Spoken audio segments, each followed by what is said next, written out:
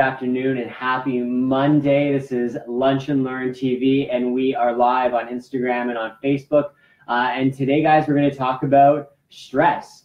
And today, we're not going to talk about decreasing your stress. Well, we are, but we're going to talk about why I think it's better to learn how to manage your stress than reduce your stress in the first place, which at first might sound a little insane, but by the end of this, I think you're going to come to agree with me. So no matter what type of life you live, everybody has stress. And sometimes that stress can come in very different forms. It could be nutritional stress, it could be physical stress, it could be emotional stress.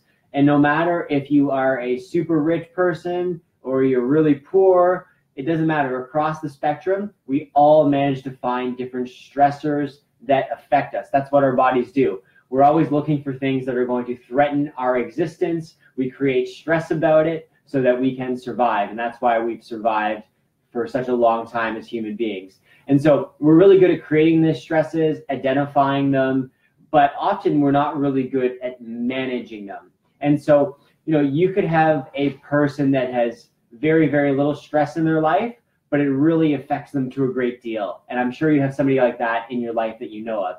You might also know somebody that, you can't believe the circumstances they're under. You don't know how they're persevering, but they seem chipper and they seem to be doing really, really well. And often, the difference between those people is not the stress that's affecting them, but the way that they manage it. And so we have very little control sometimes over the stressors that we face in our everyday life. Of course, we can make choices and we can make decisions that are going to create less stress, the friends that you keep, the type of job that you accept, the amount of stuff that you put on your plate in terms of how busy you are. These are all things that you have some control over. But, you can't choose your family. Sometimes you can't choose your boss. And there's a million other things that we have little to absolutely no control over. And so in these situations, this is where we really need to be a lot better at managing the stress that hits us if we want to be healthier.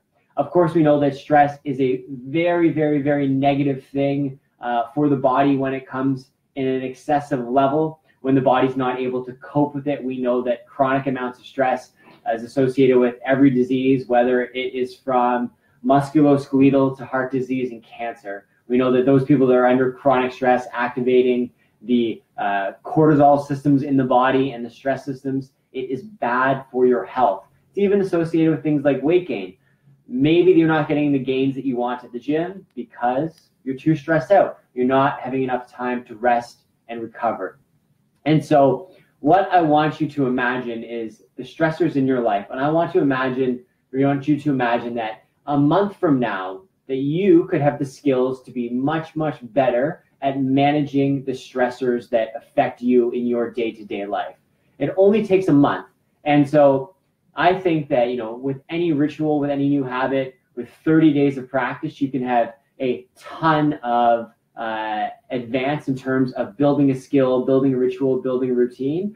And the skill that I want you to work on over the next month and take my monthly challenge, the May monthly challenge, is to practice meditating every day.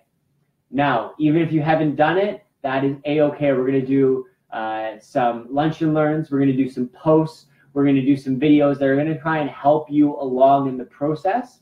And you have to recognize that you're going to be bad at it when you start.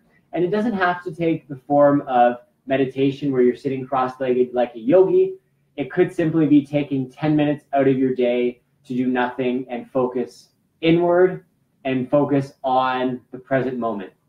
Now, why am I recommending this? Because meditation is a fantastic strategy that you can use to manage the stressors that affect you. We know that meditation, when done consistently and for a while, it can cause physical changes in your brain that actually make it function better. We know it makes people more grateful, more empathetic, more passionate, more passionate, right? More empathetic, more compassionate, more stress resistant, and happier. And that is because it's going to reduce the amount of stress physically in your body by taking that break. But we know that introspective actually has an amazing effect on your nervous system and on your brain. So I don't think one needs to meditate in order to be healthy. I do think one needs to meditate or find some form of introspection or some mindfulness in order to be their best. And that's the difference where I really help people, is going from survival to thrive.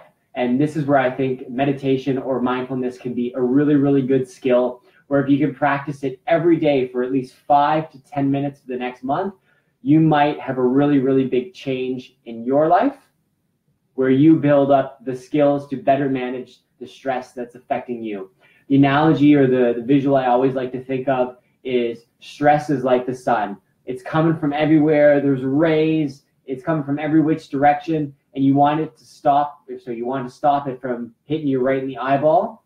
And that's where you use a lens, or the lens through which you look at the world. That can really affect your body and your mind and your outlook. And the lens that I want you to use and put in this month is one filled with mindfulness and meditation. So what I want you to do, or what I'm going to recommend to you, download Calm, C-A-L-M, or Headspace on your phone. Start today with one of their free plans. I do not get paid by them to recommend this. It's just a great way to get into the meditation headspace, if you will. And I think it's a really, really fantastic skill to add to your repertoire to be better to able to meet the requirements to be healthy. And the requirement in this case is to have a calm mind and a well-functioning brain and nervous system, which we know meditation can help towards. When we go through our reset curriculum and reset workshop at the end of this month, which I'll be putting online this week, and we can start selling tickets for, we talk about how meditation is one of those strategies that is needed if you want to have optimal brain-body connection, and if you want to have optimal cognitive mental performance. So I hope that is helpful to someone today. I hope that motivates at least one person to take on this monthly challenge. If you're doing it, I would love to hear about it. Send me a direct message, tag me in a post, tag me in a picture of you meditating. I will happily follow along and give you many, many kudos along the way. If anyone has any specific questions, please feel free to send out a message. And also, if you are already meditating or you are trying these strategies and you're not having any relief, it could be that the nervous system is so wound up to begin with that meditation is not going to be enough, and that is where there could be a change in the brain-body connection. There could be a change in the way your nervous system is functioning, and that's where I can help you as a chiropractor and as a professional to optimize that brain-body connection. So that's all I got for today, guys. I am signing off on our Lunch and Learn Live. I hope everyone has a spectacular day, and I'll see you guys next week.